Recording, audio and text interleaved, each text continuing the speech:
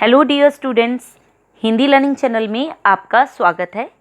आज क्लास 9 के स्टूडेंट्स के लिए आपकी अध्यापिका आशिमा महाजन लेकर आई है हिंदी कोर्स से सैम्पल पेपर। फर्स्ट टर्म का जो आपका पेपर है वो किस प्रकार से आएगा आज इस वीडियो में आप जानेंगे। आज इस वीडियो में आप अपने पेपर का सैंपल देखेंगे कि किस किस प्रकार से कौन कौन से चैप्टर से कैसे कैसे क्वेश्चन आपसे पूछे जाएंगे। ये सारा पेपर आपका फर्स्ट टर्म का एमसीक्यू बेस्ड होगा, क्योंकि सीबीएसई ने नया पैटर्न दिया है। उस पैटर्न के अकॉर्डिंग सारे क्वेश्चंस एमसीक्यूज में पूछे जाएंगे। अब क्या क्या पूछा जाएगा, किस किस चैप्टर से क्या क्या आएगा, चलिए एक रिव्यू ले लेते हैं हम कि इस क्वेश्चन पेपर में है क्या क्या। तो सबसे पहले एक अपठित गद्यांश पूछा जाएगा, अपठित काव्यांश पूछा जाएगा, दोनों 5 मार्क्स के होंगे। व्याकरण, उपसर्ग प्रत्यय पूछे जाएंगे। 16 नंबर की आपकी ग्रामर है। उपसर्ग प्रत्यय, समास, अर्थ के आधार पर वाक्य के भेद, अलंकार। फिर क्षितिज पाठ्य पुस्तक से गद्य खंड से 2 बैलों की कथा के क्वेश्चन आपको एमसीक्यू बहुविकल्पीय प्रश्न पूछे जाएंगे। लासा की ओर से भी आपको बहुविकल्पीय प्रश्न पूछे गए हैं। कबीर की साखियों से, ललद्यत के वाक और अस्खान के सवैये, यानी कि काव्य खंड में से भी आपको बहुविकल्पीय प्रश्न। तो कुल मिलाकर सारा पेपर एमसीक्यू बेस्ड होने वाला है। अगर आपने पूरा सिलेबस अपना अभी तक रिवाइज कर लिया है तो एक छोटा सा रिवीजन इस सैंपल पेपर के थ्रू मेरे साथ आप कीजिए। क्लास 9 के स्टूडेंट्स के लिए प्लेलिस्ट का लिंक इस वीडियो के डिस्क्रिप्शन में मैं दे दूंगी, क्योंकि कोई भी चैप्टर ऐसा नहीं है जो मेरी वीडियो में अपलोडेड नहीं है, जब मेरे चैनल पर अपलोडेड नहीं है। तो आपको इजी वे में कुछ भी देखना हो, कुछ भी सुनना हो तो प्लीज़ उस प्लेलिस्ट के लिंक पर जाके क्लिक करेंगे तो आपके चैप्टर्स ओपन हो जाएंगे। चलिए बिना देरी किए सैंपल पेपर की शुरुआत करती हूँ।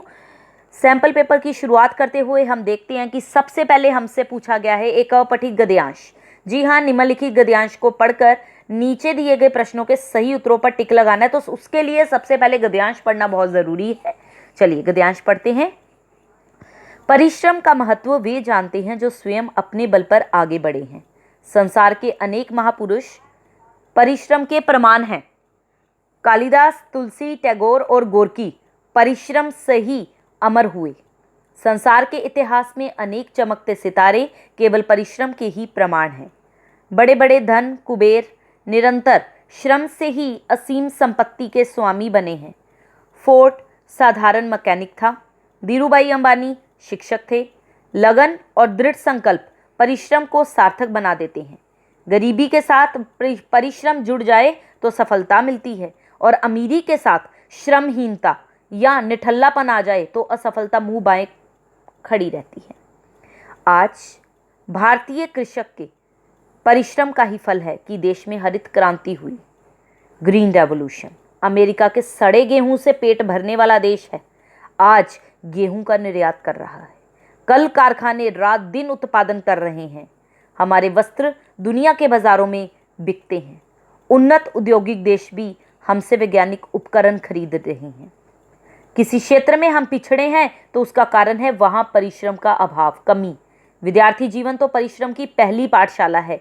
यहां से परिश्रम की आदत पड़ जाए तो ठीक, अन्यथा जाने कहां कहां की ठोकरें खानी पड़े। एडिसन से किसी ने कहा, आपकी सफलता का कारण आपकी प्रतिभा है। एडिसन ने चटपट उसमें सुधार किया और बोला, प्रतिभा के माने 1 ओस बुद्धि और 1 टन परिश्रम है, यानी कि ओस तो कम होता है, टन ज़्यादा होता है।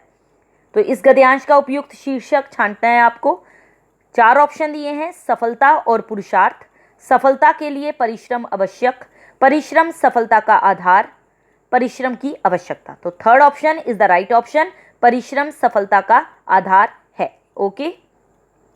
भारत अन्न के मामले में आज आपने ऊपर पढ़ा ही है कि पहले तो देश में हरित क्रांति भारतीय किसान की वजह से हुई। पहले तो हम अमेरिका का सड़ा गेहूं से पेट भरते थे और आज गेहूं का निर्यात कर रहे हैं, यानी कि भारत अन्न के मामले में आज हो गया आत्मनिर्भर।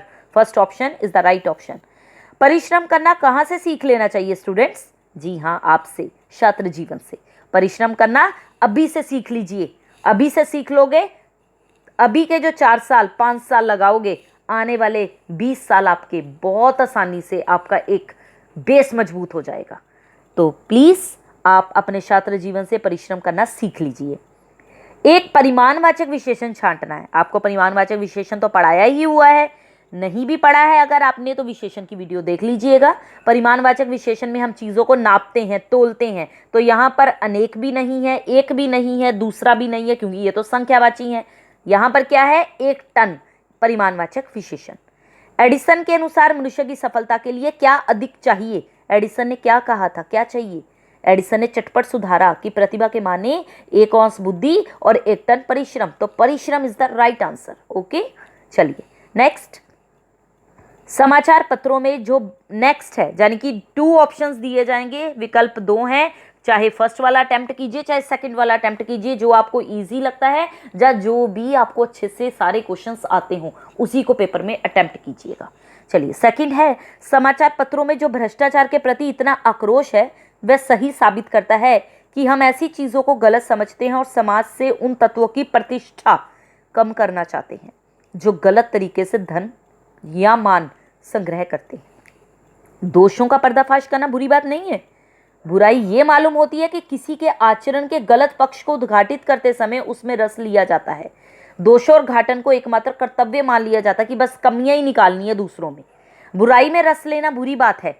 अच्छाई को उतना ही रस लेकर उजागर ना करना और भी बुरी बात है। अगर कहीं हमने अच्छी चीज़ देख ली और उसमें भी मज़ा ले रहे हैं, लेकिन उस मज़े को हम बाहर नहीं लेके आ रहे, किसी को नहीं बता रहे अच्छी बातें, तो वो बुरी बात है। सैकड़ों घटनाएं ऐसी घटती हैं जिन्हें उजागर करने से लोकचित्त में अच्छाई के प्रति अच्छी भावना जगती है। ये बहुत अच्छा पाठ है। आपने पढ़ा है या नहीं मुझे नहीं पता। क्लास 8 का आचार्य हजारी प्रसाद द्विवेदी जी का पाठ है ये, क्या निराश हुआ जाए। आपने मेरी ये वीडियो देखी है या नहीं मुझे नहीं पता, लेकिन ये पाठ ज़रूर देखिएगा। ये बहुत अच्छा आपको इंस्पायर करेगा, प्रेरणा देगा। सैकड़ों घटनाएं ऐसी घटती हैं जिन्हें उजागर करने से लोकचित्त में अच्छाई के प्रति अच्छी भावना जगती है। ठगा भी गया हूँ, धोखा भी खाया है, परंतु कम स्थलों पर विश्वासघात नाम की चीज़ मिलती है, ऐसा लेखक कह रहे हैं। केवल उन्हीं बातों का हिसाब रखो जिनमें धोखा खाया है, तो जीवन कष्टकर हो जाएगा। अगर हम उन्हीं बातों को सोचते रहेंगे कि हमें यहाँ से फ्रॉड हो गया था हमारे साथ यहाँ, तो जीवन तो बड़ा दुखदायी हो जाएगा आपका। परंतु ऐसी घटनाएं भी बहुत कम नहीं है जब लोगों ने अकारण बिना आपकी सहायता मांगे आपकी सहायता कर दी, निराश मन को डांडस दिया है। जब आप उदास हो गए तो आपको हिम्मत दी और हिम्मत बंधाई है। तो इस अनुच्छेद का शीर्षक क्या होना चाहिए स्टूडेंट्स? आशावादी बनो। ओके। दोषों का पर्दाफाश करने में बुराई कब आती है? जब दोषों का पर्दाफाश करने में रस लिया जाता है। Second option is the right option. Okay. इस अनुच्छेद में क्या प्रेरणा दी गई है आपको? इस अनुच्छेद में हमें प्रेरणा दी गई है कि हमें ईमानदारी, सच्चाई पर विश्वास बनाए रखना चाहिए। भ्रष्टाचार के समाचार क्या सिद्ध करते हैं स्टूडेंट्स?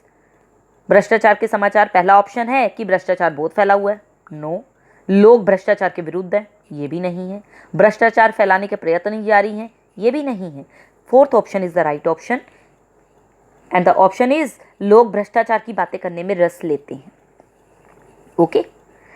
पर्दाफाश करने का तात्पर्य क्या है? खोलना, किसी चीज को ओपन कर देना। पर्दाफाश कर दिया मैंने तुम्हारा। ओके। आ जाइए अपठित काव्यांश पर। अपठित काव्यांश है, रवि जग में शोभा सरसाता, सोम सुधा बरसाता। सोम मतलब चंद्रमा, सुधा मतलब अमृत। सब हैं लगे कर्म में, कोई निष्क्रिय दृष्टि ना आता। है उद्देश्य नितांत, नितांत मतलब बिल्कुल। तुच्छ तृण, तृण मतलब तिनका। तुच्छ तृण के भी लघु जीवन का, उसी पूर्ति में वह करता है अंत कर्म में तन का। तुम मनुष्य हो, अमित बुद्धि बल विलसित जन्म तुम्हारा। क्या उद्देश्य रहित हो जग में, तुमने कभी विचारा?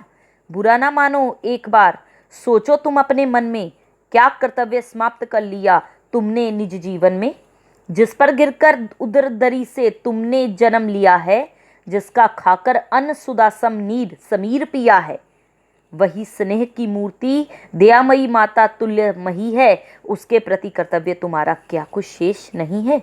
तो कवि पाठकों को क्या संदेश देना चाहता है? यही संदेश देना चाहता है, निष्काम कर्म करो। रवि और चंद्र में क्या समानता है स्टूडेंट्स? जी हाँ, दोनों कर्म में लगे हैं। मनुष्य जन्म में कौन सी विशेषता है? कि वह बलपूर्ण है। नितांत का अर्थ क्या होता है? पूरी तरह। ओके। मनुष्य ने किसका अन्न जल खाया है? अपनी मातृभूमि का। नेक्स्ट काव्यांश है, आपको ऑप्शंस में दिया गया है स्टूडेंट्स। नेक्स्ट काव्यांश, न्याय शांति का प्रथम न्यास है, जब तक न्याय ना आता कैसा भी हो महल शांति का सुदृढ़ नहीं रह पाता। कृत्रिम शांति सशंक आप, कृत्रिम होता है आर्टिफिशियल, बनावटी। कृत्रिम शांति सशंक आप अपने से ही डरती है, खड़क छोड़ विश्वास किसी का कभी नहीं करती है। और जिन्हें इस शांति व्यवस्था में सुख भोग सुलभ हैं, उनके लिए शांति ही जीवन सार सिद्धि दुर्लभ है। पर जिनकी अस्थियां चबाकर शोणित पीकर तन का जीती हैं ये शांति, दाह समझो कुछ उनके मन का। स्वत्व मांगने से, अधिकार मांगने से ना मिले संघात पाप हो जाए, बोलो धर्मराज शोषित वे जिए या कि मिट जाएं। न्यायोचित अधिकार मांगने से ना मिले तो लड़के, तेजस्वी छीनते समर को जीत या कि खुद मर के। सच्ची शांति का आधार क्या है स्टूडेंट्स? जी हाँ, सच्ची शांति का आधार क्या है? सत्य नहीं, न्याय, संघर्ष या युद्ध?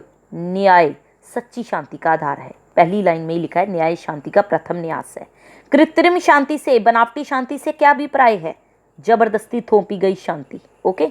स्वत्व का अर्थ है अधिकार। बलिदान पूर्वक अधिकार छीनने को कवि ने किसकी संज्ञा दी है? वीरता। इस कविता में क्या प्रेरणा दी गई है आपको? शांति बनाने की, शोषण करने वालों को समझाने की, शोषितों पर दया करने की, या फिर न्याय के लिए संघर्ष करने की? जी हाँ, बिल्कुल सही जवाब, न्याय के लिए संघर्ष करने की। क्वेश्चन नंबर 3, किन्हीं 4 प्रश्नों के सही उत्तर लिखने हैं आपको, यानी कि उपसर्ग प्रत्यय पे बेस्ड आ गए हैं।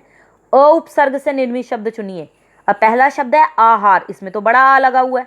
अवगुण में अव लगा हुआ है, अनाचार में अन्न लगा हुआ है, तो कौन सा बचा जिसके आगे अ लगा है? अपार, क्योंकि पार मूल शब्द है, पार का अपना मीनिंग है, और अ उपसर्ग अलग हो गया, उसका अपना मीनिंग है।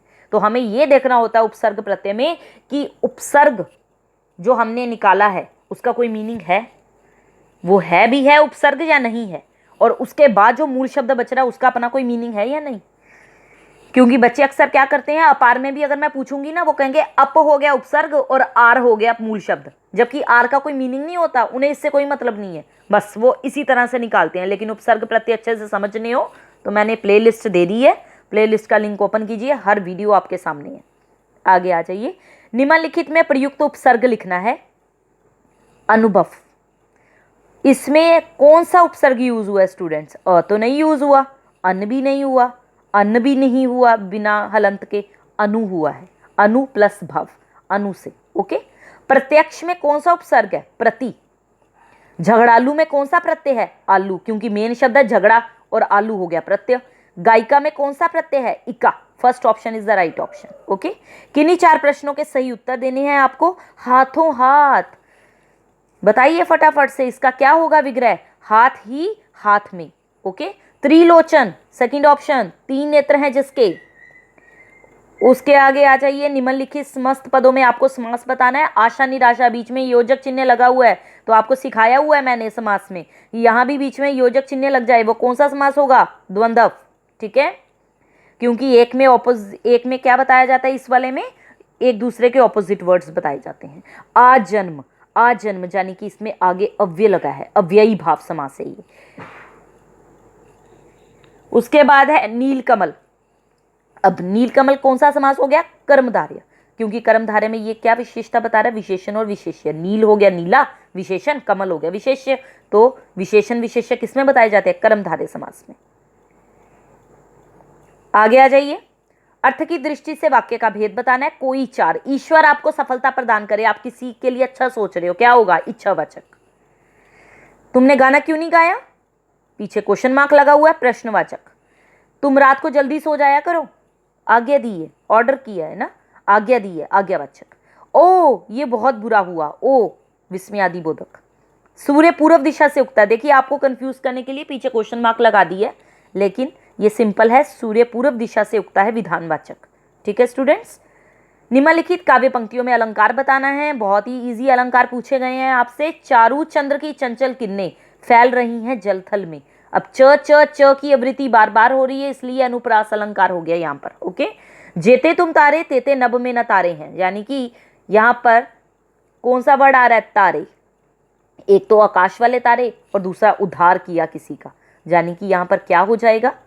एक शब्द एक से अधिक बार आ रहा है और अर्थ अलग अलग दे रहा है, यमक अलंकार। नदी अचानक पड़ी अपार, घोड़ा कैसे उतरे पार। राणा ने सोचा इस पार, तब तक चेतक था उस पार। अतिशयोक्ति, वेरी गुड। ये शिला सा वक्ष, ये चट्टान सी मेरी बुझाए। सा और सी जिसमें भी लगे रहते हैं, आपको पता ही है उपमा अलंकार होता है वहां पर। आए महंत बसंत, अब महंत बसंत दोनों में उपमान उपमे का आरोप, यानी कि महंत रूपी बसंत कौन सा अलंकार, रूपक अलंकार। ओके, चलिए नेक्स्ट आ जाइए। आपकी दो बैलों की कथा पाठ है ये। दोनों बैलों का ऐसा अपमान कभी ना हुआ था, झूरी इन्हें फूल की छड़ी से भी ना छूता था। जो उनका मालिक था उसकी टिटकार पर दोनों उड़ने लगते थे। टिटकार मतलब प्यार भरी आवाज से। यहां मार पड़ी, आहत सम्मान की व्यथा तो थी ही, उस पर मिला सूखा भूसा। कब, जब वो झूरी के साले के यहाँ चले गए थे। नांद की तरफ आंखें तक न उठाई। दूसरे दिन गया ने बैलों को हल में जोता, पर इन दोनों ने जैसे पांव ना उठाने की कसम खा ली थी। वह मारते मारते थक गया, पर दोनों ने पांव ना उठाया। एक बार जब उस निर्दयी ने हीरा की नाक पर खूब डंडे जमाए, तो मोती का गुस्सा काबू के बाहर हो गया। हल लेकर भागा। हल, रस्सी, जुआ, जोत सब टूट टाट कर बराबर हो गया। गले में बड़ी बड़ी रस्सियां ना होती तो दोनों पकड़ाई में ना आते। बैलों का अपमान किसने किया स्टूडेंट्स? जी हाँ, झूरी के साले ने। टिटकार का अर्थ क्या होता है? प्यार भरी आवाज। बैलों ने चारा खाना क्यों बंद कर दिया था? झूरी की पत्नी द्वारा अपमान पाकर, या सूखा चारा देखकर, या मालकिन से मार खाकर, या नए मालिक की मार खाकर। क्यों बंद किया? झूरी की पत्नी द्वारा अपमान? नो, बैलों ने चारा खाना क्यों बंद किया था? सूखा चारा देखकर। सूखा चारा था ना। बैल गया के सामने क्यों ऐंठ गए थे स्टूडेंट्स? अपमान पूरा व्यवहार पाकर। तो थर्ड क्वेश्चन में बैलों ने चारा खाना क्यों बंद किया था, ये सिचुएशन वो है जब वो उसके घर पे वापिस आए थे लेकिन नहीं खा रहे थे, गुस्सा थे। तो झूरी की पत्नी द्वारा अपमान पाकर। ओके, सूखा चारा देखकर नहीं, झूरी की पत्नी द्वारा अपमान पाकर। आगे आ जाइए। मोती गया का घर छोड़कर क्यों भागा था स्टूडेंट्स? मोती जो था स्नेह ना होने के कारण, निर्दयी मार खाकर, अपमान के कारण, या मन ना होने के कारण। मोती गया का घर छोड़कर इसलिए भागा क्योंकि कहाँ गया? अपमान के कारण, उन्हें अपमान। बैल गया के सामने क्यों ऐंठ गए थे? अपमान पूर्ण व्यवहार पाकर। First option is the right option, अपमान पूर्ण। चलिए आगे आ जाइए। लासा की और पाठ के आधार पर बताना है कि लेखक को भिखमंगे के वेश में यात्रा करनी पड़ी। क्यों? क्योंकि भिखमंगे लुटेरों से बच जाते थे। Third option is the right option. Tibet के पहाड़ों की यात्रा क्यों सुरक्षित नहीं है स्टूडेंट्स? क्योंकि वहां कानून व्यवस्था नहीं है। Third option. निम्नलिखित गद्यांश को पढ़कर उस संबंधित प्रश्नों के सही उत्तर देने हैं। कबीर की साखियां से पूछा गया है ये आपसे। ऊंचे कुल का जन्मिया जो एक जे करनी ऊंच ना होई, सुब्रन कलश सुरा बरा, साधु निंदस होई। ऊंचे कुल से आशय क्या है? जो धनी और संस्कारी हो। ऊंची करनी का आशय क्या है? शुभ कर्म। सुब्रन किस तत्सम शब्द से बना है? थर्ड ऑप्शन, सुवरण। ओके, स्वरण मत लिख दीजिएगा। साधु किसकी निंदा करते हैं? नीच कर्म करने वालों की। Second option. इस छंद का नाम क्या है स्टूडेंट्स? साखी। चलिए आगे। कवित्री ललद्यद अपना घर किसे मानती है? प्रभु मिलन। रसखान की गोपियां क्या चाहती हैं? कृष्ण से प्रेम करना। यह था आपका सैंपल पेपर 1 जो मैंने यहां पर कर दिया प्रेजेंट। अब आपको अगली वीडियो जो मिलेगी उसमें सैंपल पेपर 2 दूंगी मैं आपको। पहले आप इतनी प्रैक्टिस कर लीजिए कि आपको ये सैंपल पेपर अच्छे से समझ में आ गया है या नहीं आया। कोई आपको डाउट रह जाता है, जहां आपको लगता है कि इसका जवाब ये होना चाहिए, तो कमेंट बॉक्स में बेझिझक लिख दीजिएगा। ओके, और जल्दी ही मिलती हूं मैं आपको आपके सेकंड सैंपल पेपर के साथ। जब तक आपका पेपर होगा तब तक 2 सैंपल पेपर आपके अपलोड हो चुके होंगे और आपकी तैयारी अच्छे से हो गई होगी। All the best for your exam, first term exam. Okay, MCQ based है, घबराना बिल्कुल नहीं है, और प्लीज अपनी तैयारी पूरी रखिए स्टूडेंट्स। जल्दी मिलती हूँ आपको नए सैंपल पेपर के साथ। Till then, good bye.